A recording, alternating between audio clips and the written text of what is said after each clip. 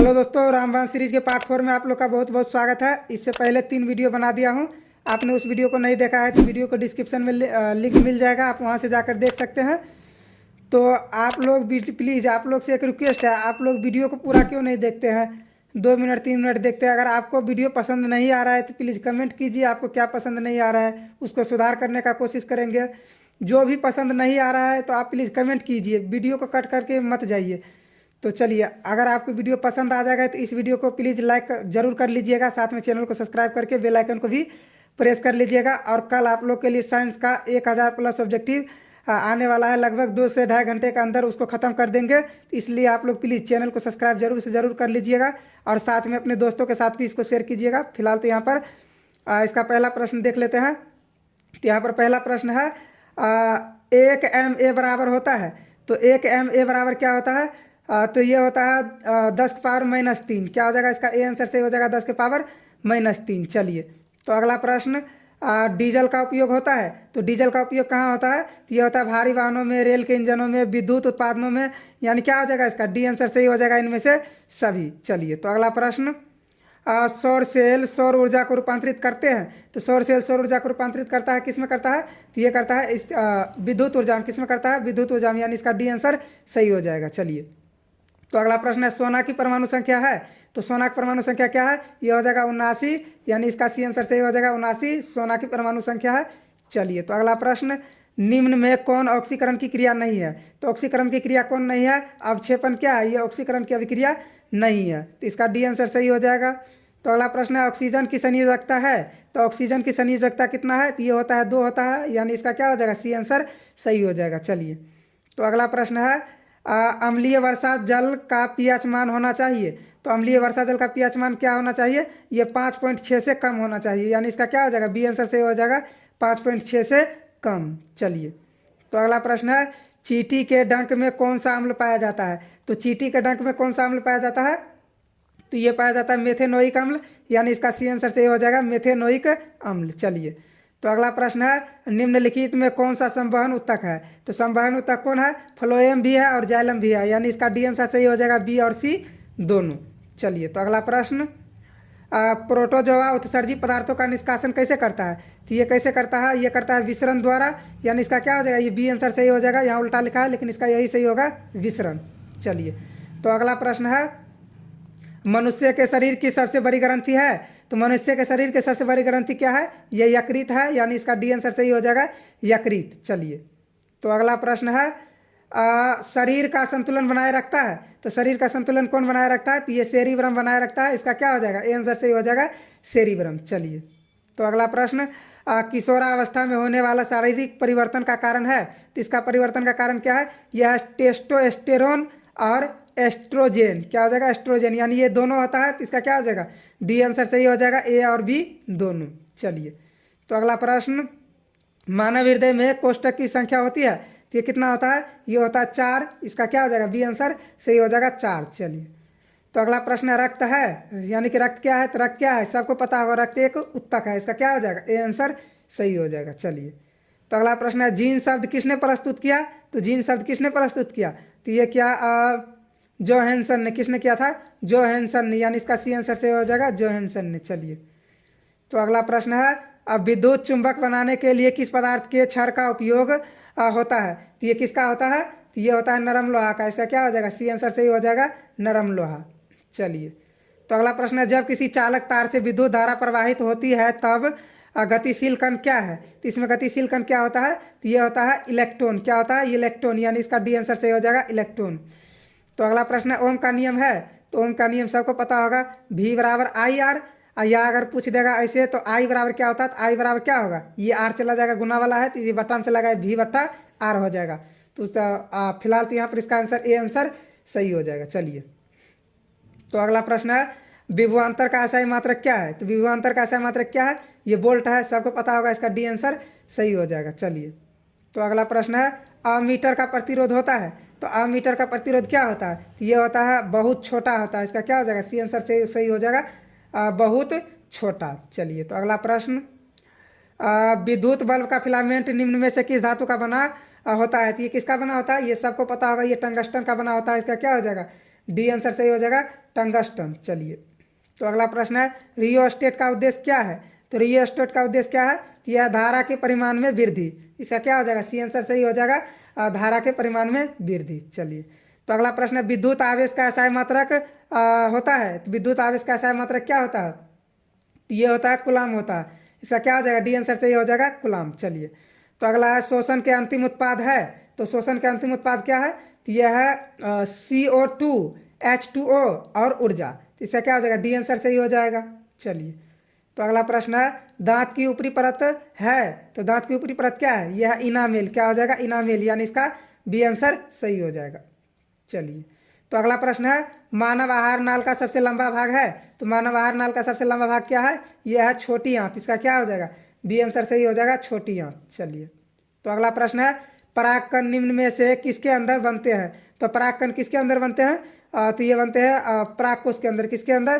परागकोश के अंदर बनते हैं परागकण। इसका क्या हो जाएगा? ए आंसर सही हो जाएगा। चलिए, तो अगला है चालिनी नालिकाएं पाई जाती है। तो चालिनी नालिका किस में पाया जाता है? तो ये पाया जाता है फ्लोएम में।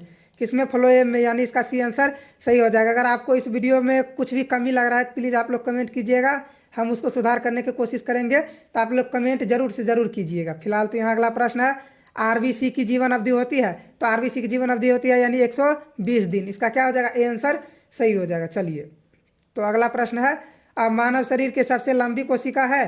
तो मानव शरीर के सबसे लंबी कोशिका क्या है? यह है न्यूरॉन है। क्या हो जाएगा? न्यूरॉन, यानी इसका सी आंसर सही हो जाएगा। चलिए, तो अगला प्रश्न है अंडाणु निषेचित होता है। तो अंडाणु निषेचित कहाँ पर होता है? ये होता है अंडाशय में, सॉरी फलोपियन नालिका में होता है। कहाँ होता है? फलोपियन नालिका में। इसका डी आंसर सही हो जाएगा, फलोपियन नालिका। चलिए, तो अगला प्रश्न है निम्नांकित में कौन पादप हार्मोन नहीं है? तो पादप हार्मोन कौन नहीं है? यह है ऑक्सीटोसिन। क्या है? ये पादप हार्मोन नहीं है। यहाँ पर ऑप्शन उल्टा लिखा है, लेकिन इसका यही होगा, ऑक्सीटोसिन। चलिए, तो अगला प्रश्न फूल में नर प्रजनन अंग है। तो ये क्या है? यह है पुंकेसर है। इसका क्या हो जाएगा? ए आंसर सही हो जाएगा, पुंकेसर। चलिए, तो अगला है निम्नलिखित में किसमें द्विखंडन नहीं होता है? तो द्विखंडन किसमें नहीं होता है? ईस्ट में क्या होता है? द्विखंडन नहीं होता है। चलिए, तो अगला प्रश्न है पारिस्थितिक तंत्र में ऊर्जा का स्रोत है। तो इसमें ऊर्जा का स्रोत क्या है? सूर्य है। इसका क्या हो जाएगा? बी आंसर सही हो जाएगा, सूर्य। चलिए, तो अगला प्रश्न है निम्नलिखित में से किसे आनुवांशिकी का पिता कहा जाता है? तो आनुवांशिकी का पिता किसे कहा जाता है? तो ये कहा जाता है ग्रेगर जॉन मेंडल को। तो इसका क्या हो जाएगा? बी आंसर सही हो जाएगा। चलिए, तो अगला प्रश्न है हरे पौधे कहलाते हैं। तो हरे पौधे कहलाते हैं क्या? ये उत्पादक कहलाते हैं। सबको पता होगा उत्पादक कहलाते हैं। चलिए, तो अगला प्रश्न है नर युग्म में गुणसूत्र की संख्या होती है। तो ये कितना होता है? तो ये होता है 23। कितना होता है? 23, यानी इसका बी आंसर सही हो जाएगा 23। चलिए, तो अगला प्रश्न देख लेते हैं। तो अगला प्रश्न है ओजोन परत पाई जाती है। तो ओजोन परत कहाँ पर पाया जाता है? तो ये पाया जाता है स्ट्रेटोस्फीयर में। इसका क्या हो जाएगा? ए आंसर सही हो जाएगा। चलिए, तो अगला है ऐसे तत्व जो इलेक्ट्रॉन को त्याग कर धनायन बनाते हैं कहे जाते हैं, वो क्या कहा जाता है? जो धनायन बनाता है वो धातु, और जो ऋणायन बनाता है वो क्या होता है? वो अधातु होता है। फिलहाल इसका बी आंसर सही हो जाएगा। चलिए, तो अगला प्रश्न है लोहे पर जिंक लेपित करने की क्रिया को कहते हैं। तो इसको क्या कहते हैं? इसको कहते हैं गलेवलीकरण। क्या कहते हैं? गलेवलीकरण। इसका सी आंसर सही हो जाएगा। चलिए, तो अगला प्रश्न है निम्न में कौन सा संयोजी यौगिक है? तो संयोजी यौगिक कौन सा है? तो ये क्या हो जाएगा? CH4 हो जाएगा। चलिए, तो अगला प्रश्न है आभूषण बनाने वाले सोना होता है। तो ये कितना होता है? आभूषण बनाने वाला 24 कैरेट का होता है और शुद्ध सोना होता है, सॉरी आभूषण बनाने वाला 22 कैरेट का होता है और शुद्ध सोना 24 कैरेट का होता है। फिलहाल इसका आंसर सी सही हो जाएगा। चलिए, तो अगला है निम्न में कौन सा उत्कृष्ट तत्व है? तो उत्कृष्ट तत्व कौन है? तो यह आर्गन क्या है? उत्कृष्ट तत्व है। इसका सी आंसर सही हो जाएगा। तो अगला है ताम्र एवं टीन के मिश्र धातु को कहते हैं। तो इसको क्या कहते हैं? तो इसको कहते हैं कांसा। क्या कहते हैं? कांसा। इसका क्या हो जाएगा? ए आंसर सही हो जाएगा। चलिए, तो अगला प्रश्न है प्लास्टर ऑफ पेरिस का रासायनिक सूत्र है। तो प्लास्टर ऑफ पेरिस का रासायनिक सूत्र क्या है? यह है CaSO4 इंटू हाफ H2O, यानी कि CaSO4 इंटू 1/2 H2O। इसका सी आंसर सही हो जाएगा। चलिए, तो अगला है अम्ल और क्षार आपस में अभिक्रिया कर क्या बनाते हैं? तो क्या बनाते हैं? सबको पता होगा, ये लवण बनाते हैं। तो इसका क्या हो जाएगा? सी आंसर सही हो जाएगा। तो अगला प्रश्न है बुझा हुआ चूना है। तो बुझा हुआ चूना क्या है? CaOH whole twice. ये क्या है? बुझा हुआ चूना है। इसका ए आंसर सही हो जाएगा। चलिए, तो अगला प्रश्न है, निम्न में कौन भस्म नहीं है? तो भस्म कौन नहीं है?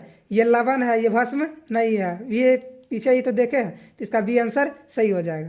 तो आपको प्लीज़ इस वीडियो में आप लोग को कमेंट करके बताना है कि आप लोग को वीडियो पसंद आ रहा है या नहीं आ रहा है, या कुछ कमी है तो आपको प्लीज़ वीडियो में कमेंट करके ज़रूर से ज़रूर बताना है। चलिए, तो अगला है सिलिकॉन है, तो सिलिकॉन क्या है? सिलिकॉन एक उपधातु है, इसका क्या हो जाएगा? सी आंसर सही हो जाएगा। सिलिकॉन क्या है? सिलिकॉन एक उपधातु है। चलिए, तो अगला प्रश्न है, एल्कोहल में कौन सा तत्व उपस्थित है? तो एल्कोहल में कौन सा तत्व उपस्थित है?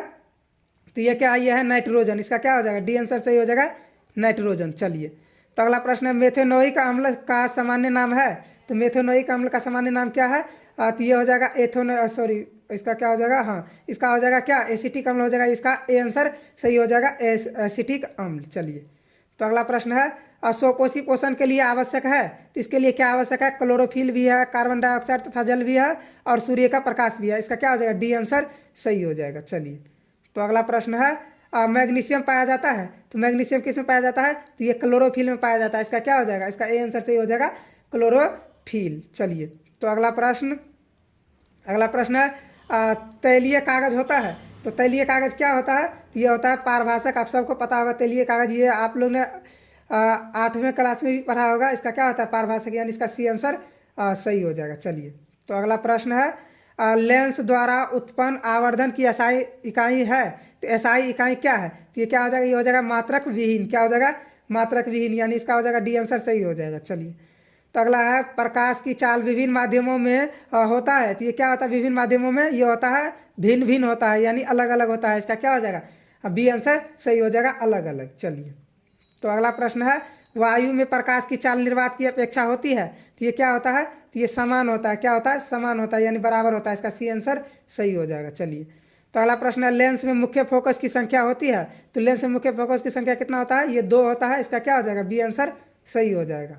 चलिए, तो अगला प्रश्न, विद्युत का अच्छा चालक है? तो विद्युत का अच्छा चालक क्या है? ये चांदी क्या है? ये विद्युत का अच्छा चालक है, इसका क्या हो जाएगा? डी आंसर सही हो जाएगा। चलिए, तो अगला प्रश्न है, शुष्क सेल में ऋण इलेक्ट्रॉन बना होता है? तो शुष्क सेल में ऋण इलेक्ट्रॉन कहाँ पर बना होता है? तो ये कार्बन पर बना होता है, इसका क्या हो जाएगा? बी आंसर सही हो जाएगा। चलिए, तो अगला प्रश्न है, 1 जूल का मान होता है? तो 1 जूल का मान कितना होता है? तो ये होता है 0.24 कैलोरी, इसका क्या हो जाएगा? ए आंसर सही हो जाएगा, 0.24 कैलोरी। चलिए, तो अगला प्रश्न, वनस्पति तेल में होती है? तो वनस्पति तेल में क्या होता है? तो ये होता है लंबी असंतृप्त हाइड्रोकार्बन श्रृंखलाएं, तो इसका क्या हो जाएगा? इसका बी आंसर सही हो जाएगा। चलिए, तो अगला प्रश्न, ब्यूटेन के कितने समावयवी संभव है? तो ये कितने है? इसका 2 होगा, कितना होगा? 2 संभव है, तो यानी इसका बी आंसर सही हो जाएगा। चलिए, तो अगला प्रश्न है, मेंडलीव के आवर्त नियम में तत्व वर्गीकरण का आधार क्या है?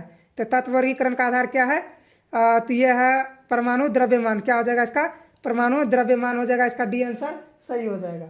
चलिए, तो अगला प्रश्न है, अमोनिया के अणु में नाइट्रोजन एवं हाइड्रोजन के परमाणुओं की संख्या का अनुपात है? तो इसका कितना हो जाएगा? इसका हो जाएगा 1:3 हो जाएगा, यानी इसका क्या हो जाएगा? डी आंसर सही हो जाएगा। चलिए, तो अगला प्रश्न देख लेते हैं। तो अगला प्रश्न है, निम्न में कौन कमरे के तापक्रम पर द्रव्य है? तो कमरे के तापक्रम पर कौन सा द्रव्य है? तो ये हो जाएगा क्या? इसका हो जाएगा एथेनॉल, क्या हो जाएगा? एथेनॉल, यानी इसका सी आंसर सही हो जाएगा, एथेनॉल। चलिए, तो अगला प्रश्न है, सिरका में निम्न में कौन सा अम्ल पाया जाता है? तो सिरका में कौन सा अम्ल पाया जाता है? तो सिरका में एसिटिक अम्ल पाया जाता है, इसका क्या हो जाएगा? डी आंसर सही हो जाएगा, एसिटिक अम्ल। चलिए, तो अगला प्रश्न है, निम्न में कौन कार्बन का अपरूप है? तो कार्बन का अपरूप कौन है? तो यहाँ पर देखिए, यहाँ पर कार्बन का अपरूप हीरा भी है और ग्रेफाइट भी है, यानी कि ग्रेफाइट और हीरा ये क्या है? ये दोनों है, तो इसका क्या हो जाएगा? इसका आंसर दोनों ही सही होगा, पर अगर ऐसा क्वेश्चन तो जनरली आता नहीं है, लेकिन आ जाए तो आप लोग पहला आंसर में मार सकते हैं, ठीक। तो चलिए, फिलहाल यहाँ पर इसका दोनों आंसर सही हो जाएगा। चलिए, तो अगला प्रश्न है, एक अनुसूत्र परंतु विभिन्न सूत्र वाले यौगिक कहलाते हैं? तो ये क्या कहलाते हैं? तो ये कहलाते हैं क्या? ये कहलाते समावयवी, क्या कहलाते? समावयवी, यानी इसका ए आंसर सही हो जाएगा। चलिए, तो अगला प्रश्न देख लेते हैं। अगला प्रश्न है, दाढ़ी बनाने के लिए कौन सा दर्पण प्रयुक्त होता है? तो दाढ़ी बनाने के लिए कौन सा दर्पण प्रयुक्त होता है? तो ये अवतल दर्पण प्रयुक्त होता है, इसका सी आंसर सही हो जाएगा। चलिए, तो अगला प्रश्न है, श्वेत प्रकाश वर्ण क्रम में किस रंग की किरण का विचलन अधिक होता है? तो ये किसका होता है? ये बैगनी का होता है, इसका क्या हो जाएगा? डी आंसर सही हो जाएगा, बैगनी। चलिए, तो अगला, समतल दर्पण की फोकस दूरी होती है। तो समतल दर्पण की फोकस दूरी क्या होती है? ये अनंत होता है। क्या होता है? अनंत। इसका ए आंसर सही हो जाएगा। चलिए, तो अगला प्रश्न है, अवतल दर्पण के सामने वस्तु को कहाँ रखा जाए ताकि प्रतिबिंब वास्तविक प्रतिबिंब वो उल्टा वास्तविक और समान आकार के बने? तो ये कहाँ पर रखना चाहिए? तो इसको वक्रता केंद्र पर रखना चाहिए। इसका क्या हो जाएगा? सी आंसर सही हो जाएगा, वक्रता केंद्र पर। चलिए, तो अगला प्रश्न है, तारे के टिमटिमाने का कारण है। तो तारे का टिमटिमाने का कारण क्या है? तो यह वायुमंडलीय अपवर्तनांक। इसका सी आंसर सही हो जाएगा, वायुमंडलीय अपवर्तनांक। चलिए, तो अगला प्रश्न है, मानव नेत्र के लिए दृष्टि का यहाँ पर दृष्टि का होना, ये क्वेश्चन थोड़ा सा कट चुका है तो इसको आप लोग देख लीजिएगा, लेकिन इसका आंसर हो जाएगा 1.16 सेकेंड। तो इसका क्या हो जाएगा? इसका बी आंसर सही हो जाएगा। फिलहाल यहाँ पर थोड़ा सा कटा हुआ है तो इसको आप लोग चाहे तो गूगल से चेक कर सकते हैं। चलिए, अगला है, उत्तल दर्पण से बना काल्पनिक प्रतिबिंब होता है। तो ये उत्तल दर्पण से बना काल्पनिक प्रतिबिंब क्या होता है? तो ये होता है सीधा एवं हरास्तिक। इसका क्या हो जाएगा?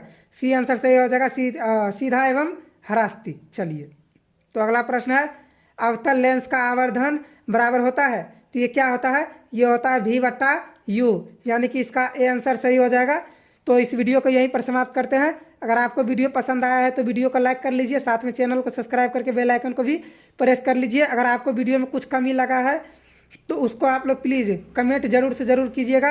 और कल आप लोग को लिए साइंस का 1000 प्लस ऑब्जेक्टिव एक वीडियो में लगभग 2 से 2.5 घंटे में आएगा, तो उसको आप लोग को देखना है। इसलिए आप लोग को चैनल को सब्सक्राइब करके बेल आइकन को भी प्रेस कर लेना है, ताकि कल जब भी वीडियो अपलोड होगा आप लोग को पता चल जाएगा। तो फिलहाल इस वीडियो को यहीं पर समाप्त कर लेते हैं, मिलते हैं अगले वीडियो में।